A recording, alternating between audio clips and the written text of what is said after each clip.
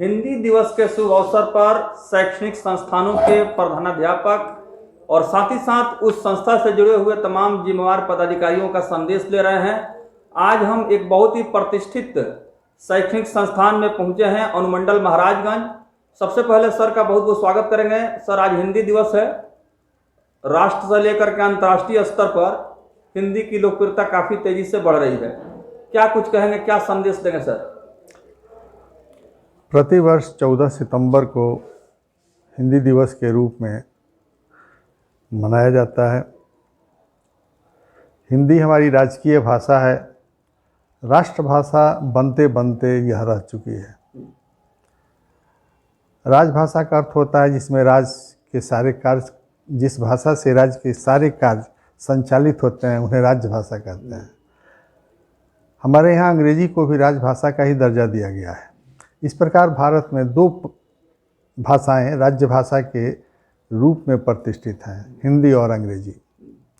कब बनेगी यह हिंदी राष्ट्रभाषा, यही बात समझ में नहीं आ रही है।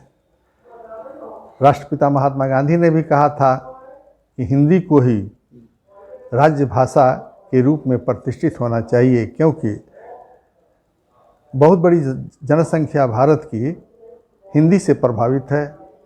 वहाँ हिंदी ही बोली जाती है।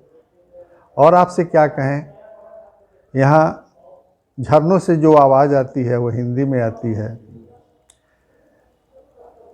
नदियों की लहरों से जो आवाज़ आती है वो हिंदी ही में ही आती है। पशु पक्षी अपनी भाषा में जो कुछ भी बोलते हैं वह हिंदी में ही बोलते हैं और हिंदी की भाषा ही समझते हैं। लेकिन दुख की बात है कि आज तक हिंदी राष्ट्रभाषा के रूप में प्रतिष्ठित नहीं हो पाई। हमें वह पहल करनी चाहिए जिससे यह हिंदी राष्ट्रभाषा के रूप में प्रतिष्ठित हो। और जब एक भाषा नहीं रहेगी, अपनी भाषा राष्ट्रभाषा हिंदी, तब तक देश दुनिया के कोने कोने में हम कैसे इसको प्रतिष्ठित कर पाएंगे। आज भी हिंदी के साथ साथ अंग्रेजी का बोलबाला है। ठीक है, कोई भाषा खराब नहीं है। हिंदी में बहुत सारी बातें हैं, अंग्रेजी में बहुत सारी बातें हैं, लेकिन राष्ट्रभाषा के रूप में प्रतिष्ठित हिंदी को ही होनी चाहिए। और जहाँ तक भोजपुरी, मैथिली, ये सारी भाषाएं हैं, ये तो हिंदी से लगभग मिलती जुलती हैं और इसी के चलते हिंदी को राष्ट्रभाषा के रूप में प्रतिष्ठित किया गया है।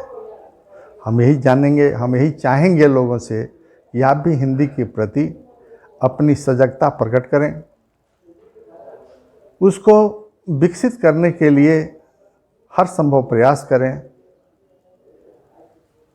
देश के कर्णधारों से अपनी बात को उजागर करने के लिए हम प्रधानमंत्री, राष्ट्रपति तक भी हिंदी को राष्ट्रभाषा घोषित करने के लिए कहें।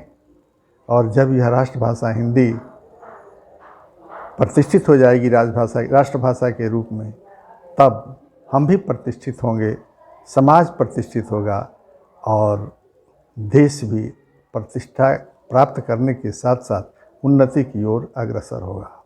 सर, आपके इस शैक्षणिक संस्थान में हिंदी दिवस के शुभ अवसर पर छात्र छात्राओं को किस तरह से आप जागरूक किए, क्या उन्हें प्रेरित किए, प्रोत्साहित किए? छात्र छात्राएं हिंदी के प्रति जागरूक हैं। आज हम लोग एक गोष्ठी करके छात्रों के विचार रखेंगे। कविताओं का पाठ किया जाएगा, भाषण प्रतियोगिता होगी और सफल प्रतिभागियों को सम्मानित किया जाएगा। हिंदी को आगे बढ़ाने के लिए उनको सलाह दी जाएगी और हिंदी में ही सब कुछ करने के लिए प्रेरणा दी जाएगी। तो RBGR कॉलेज महाराजगंज से हमारे साथ जुड़े थे डॉक्टर ब्रज किशोर तिवारी जी, जो कि गणित और रसायन शास्त्र के प्रकांड विद्वान हैं और इस संस्थान के प्रिंसिपल भी हैं। सर, बहुत बहुत धन्यवाद आपको। Thank you. धन्यवाद।